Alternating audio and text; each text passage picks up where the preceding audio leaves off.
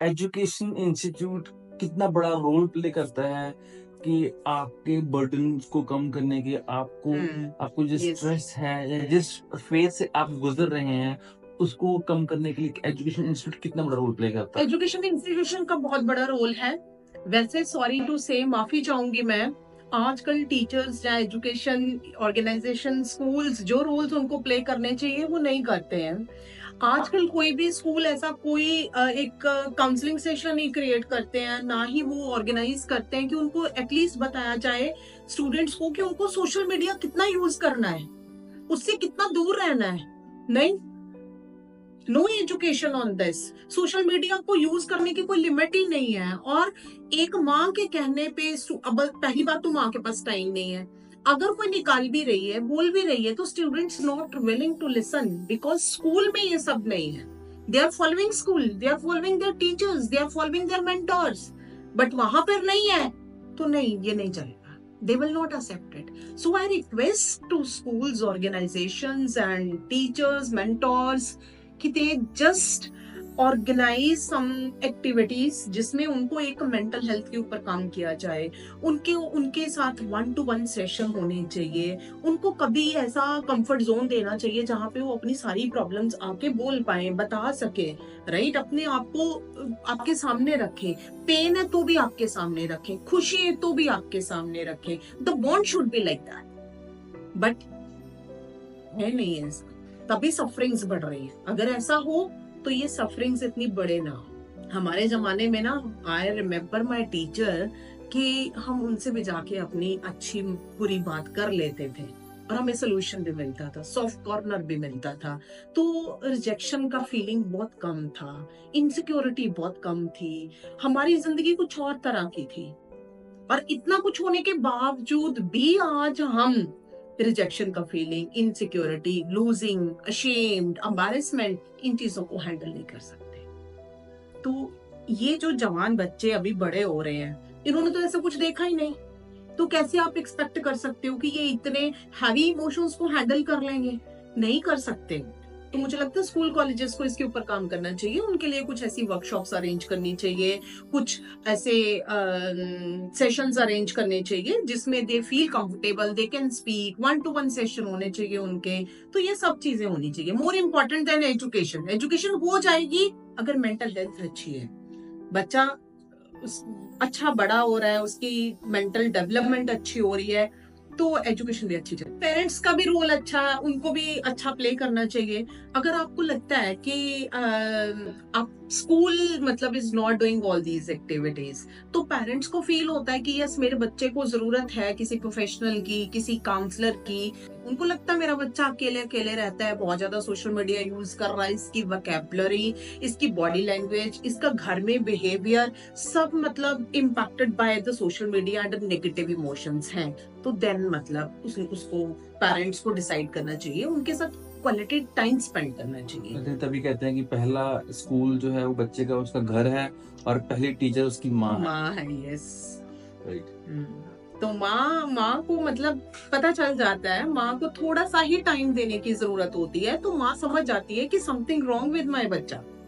तो माँ को डिसाइड करना है कि अगर वो मेरे से बात नहीं कर रहा, मेरे साथ कंफर्टेबल नहीं है, तो उसको किसी और के पास, किसी प्रोफेशनल के पास, या किसी कुछ और, मतलब जैसे हमारे घरों में तो बहुत सारे और भी रिश्ते होते थे, चलो माँ से बात नहीं करी तो नानी दादी से कर ली। अब ऐसा नहीं है, तो आपको कोई मेंटोर ढूंढना चाहिए, आपको कोई प्रोफेशनल ढूंढना चाहिए जिसके पास मतलब बच्चा कंफर्टेबली अपना पेन बता पाए और उसका सोल्यूशन पाए। तो ma'am being a life coach, तो आपका कितना बड़ा रोल है सोसाइटी में और बच्चों में और पेरेंट्स में, सो दैट कि उनका एक अच्छा रिलेशन बन सके, उनका जो बच्चों की फीलिंग्स हैं वो एक्सप्रेस कर सके। क्या ऐसा कभी हुआ है कि बच्चा पेरेंट्स से बात ना करके आपसे कभी डिस्कस किया? जी, हाँ, बहुत बार ऐसा होता है। उसको वहां पे सिक्योरिटी नहीं लगती है, वहां से तो पहले से ही उसको रिजेक्शन है, वहां से पहले से डर है, फियर है। तो वहां बच्चा बात नहीं करता है। तो बच्चा वहां बात करता है जहाँ पे उसको कंफर्टेबल है, फील होता है, सिक्योरिटी होती है, रिजेक्शन का डर नहीं होता, जजमेंट का डर नहीं होता। हम सब वहां पर ही बोलते हैं जहाँ पे ये सब चीजें नहीं होती हैं। राइट। तो बच्चे बोलते हैं, बच्चे बताते हैं, शेयर करते हैं। कोई ऐसा टॉपिक रहा हो आज तक, आप अगर शेयर करना चाहें कि ऐसी प्रॉब्लम बच्चा फेस कर रहा था और पेरेंट्स को पता ही नहीं था, पर जब आपको पता लगा तो आपने पेरेंट्स से डिस्कस किया, मतलब कुछ भी, कोई ऐसा एक्सपीरियंस आप अगर आपको याद आ रहा हाँ, हो? अभी मतलब एक स्टूडेंट था, वो उसके मतलब पेरेंट्स ही वैसे मेरे पास लेके आए।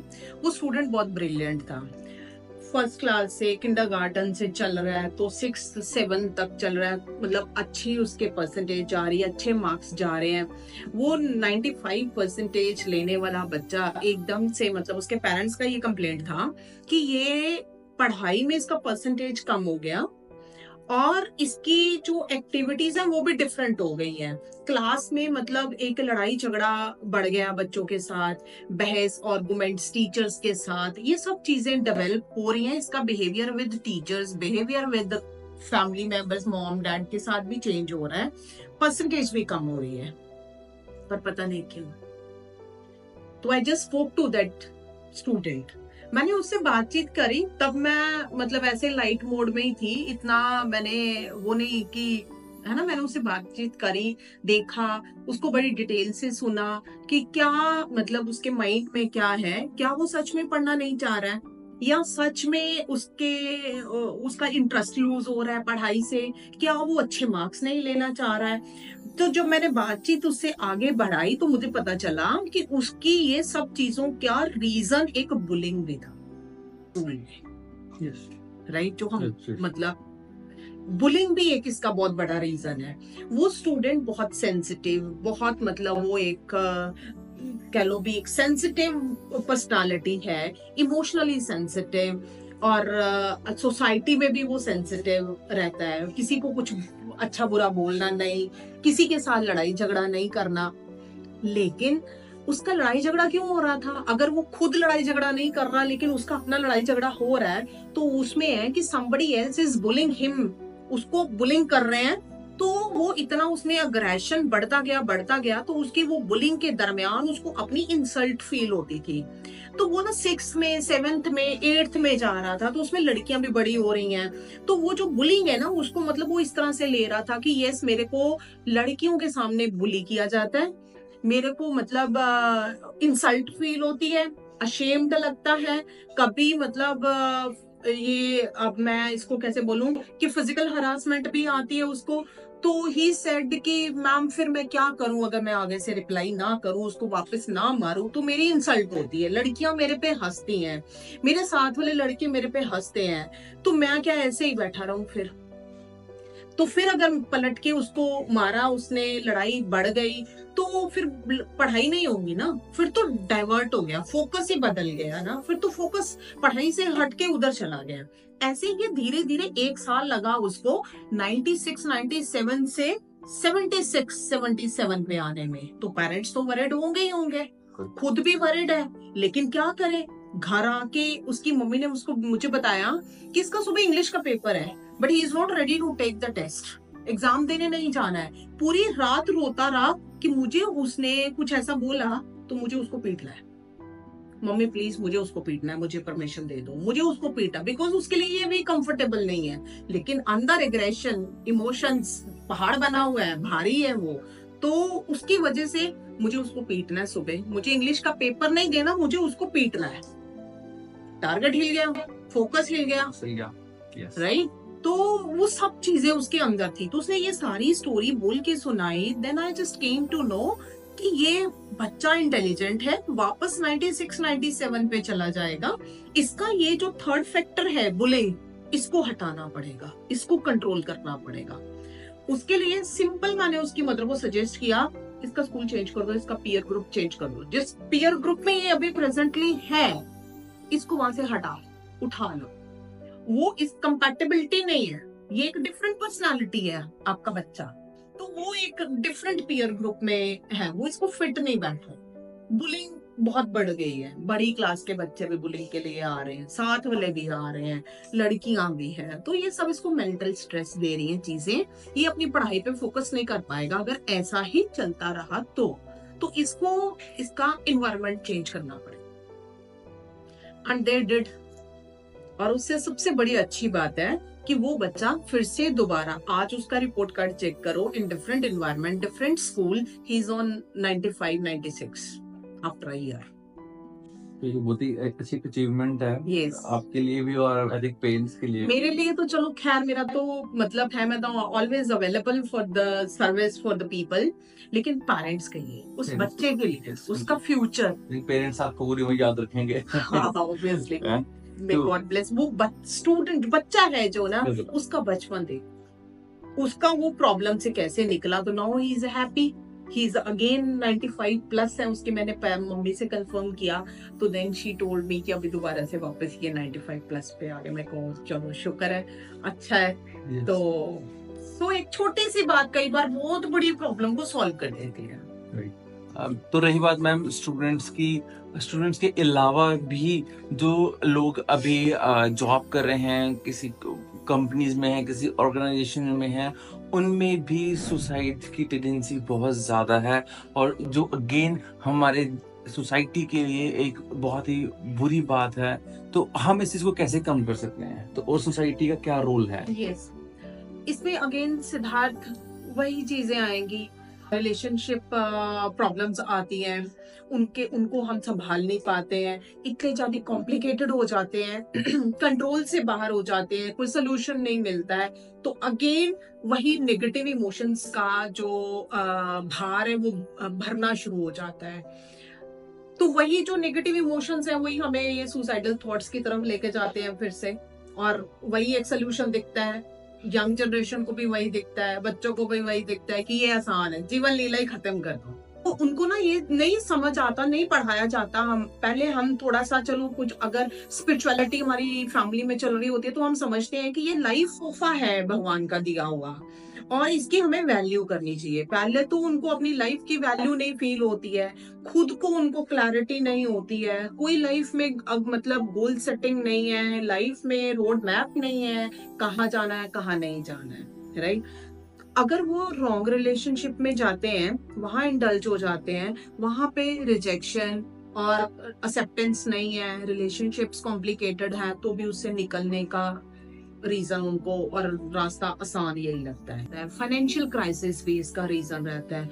तब लाइफ बहुत आर्टिफिशियल बन जाती है स्टेज पे जाके, सोशल मीडिया के थ्रू कंपैरिजन विद अदर्स, लगता है सारी दुनिया खुश है मेरे को छोड़ के, सारी प्रॉब्लम ही मुझे है, बाकी और किसी को प्रॉब्लम नहीं है, बिकॉज सब सोशल मीडिया पे खुश दिख रहे हैं ना, अच्छे दिख रहे हैं, तो ये मेरी लाइफ ही ऐसी है, मैं ही बेकार हूँ, मेरी लाइफ में इतनी सारी प्रॉब्लम्स है, मेरे कोई नहीं कुछ अच्छा भगवान ने दिया, बाकी सबके पास सब अच्छा है। ये फीलिंग जो दे होती है ना, ये अच्छी फीलिंग नहीं होती है, रियलिटी से बहुत दूर रहता है, और इतना मतलब एक अनवांटेड शो अप लाइफ में शुरू हो गया है ना, जिसको कोप अप करना बहुत मुश्किल है। पैसा कम पड़ना शुरू हो जाता है, लाइफ को दिखाने के खर्चे बहुत ज्यादा बढ़ गए हैं, वो भी एक रीजन बनता है। फाइनेंशियल क्राइसिस, डेट में जा रहे हो आप, कोई भी रीजन है। वैसे तो नॉर्मल रीजन तो यही है कि लाइफ इतनी महंगी कर लेते हैं हम, तो उसको एडजस्ट नहीं कर पाते, leads to stress, anxiety, depression, तंग, अलग अलग तरह के थॉट्स जो नहीं आने चाहिए वो आने शुरू हो जाते हैं।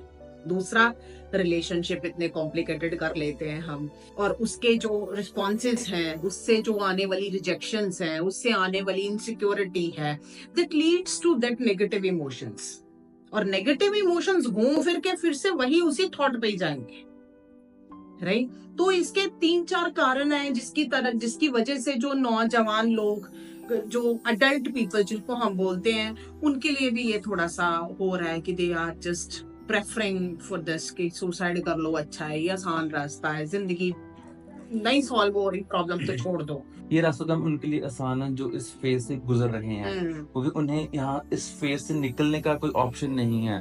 बट उनके ये स्टेप लेने के बाद जो सबसे बड़ा सेटबैक पहुंचता है वो पहुंचता है उनके पेरेंट्स, फैमिली को। यस, फैमिली को जो वो उसका जो अपना इम्पैक्ट होता है ना, उस टाइम वो अपने आप पे होता है, उस टाइम उसका जो फोकस है ना सुसाइड करते टाइम, वो अपने आप पे होता है, उसके दिमाग में ये सब नहीं आता कि मेरे पेरेंट्स हैं। वो सब साइड पे उस टाइम उसको खुद अपना इतना पेन भारी हो गया, पेन इतना ज्यादा है अंदर कि उसको वो सब चीजें छोटी लगती हैं, पीछे लगती हैं। उसको लगता है मुझे अभी ये पेन खत्म करना है और इसको खत्म करने का यही तरीका है। इसके लिए अगर हम सबसे पहले छोटे बच्चे और ये पेरेंट्स से हम स्टार्ट करते हैं, स्कूल्स की बात करी है, तो मुझे लगता है स्कूल ऑर्गेनाइजेशंस को, टीचर्स को, पेरेंट्स को मिलजुल के जब ये बच्चे 6th 7th में होते हैं ना, 8th 9th की तरफ बढ़ रहे होते हैं, तब भी उनका एक गोल सेटिंग कर देना चाहिए।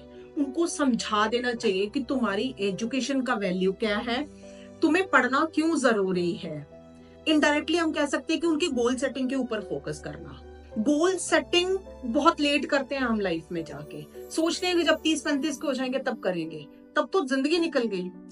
तो गोल सेटिंग जब मेरे हिसाब से बच्चा 6th 7th 8th में पढ़ रहा है तो उसका गोल सेटिंग उसके सामने होना चाहिए, उसका करियर रोड मैप उसके सामने होना चाहिए कि यस मुझे 10th के बाद +2, उसके आगे क्या करना है।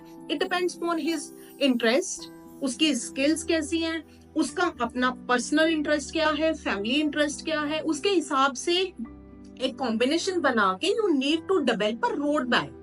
10 साल का रोड मैप एक बच्चे के सामने होना चाहिए, उसको एक खूबसूरत ड्रीम उसके सामने होना चाहिए, जिंदगी उसको दिखानी पड़ेगी कि तुम्हारे आने वाले 10 साल की जिंदगी जो एटलीस्ट ऐसी होनी चाहिए, और ये बनानी पड़ेगी बच्चे।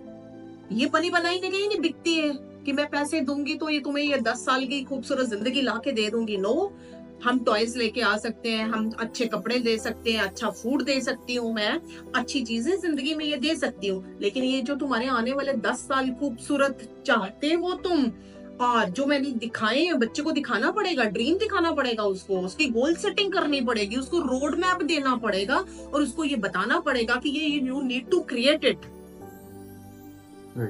ये अपने आप नहीं मिलेगा, ये आपको क्रिएट करना पड़ेगा। तो उसको क्रिएट करने में भी बच्चे की हेल्प करो और गोल सेटिंग में भी उसकी हेल्प करो, तब जाके उसको समझ आता है कि मुझे जिंदगी में ये रास्ता है जिसके ऊपर मुझे चलना है। बाकी चीजें बाई प्रोडक्ट है, इसमें अच्छे रिलेशनशिप अपने आप ऑटोमेटिकली आ जाएंगे।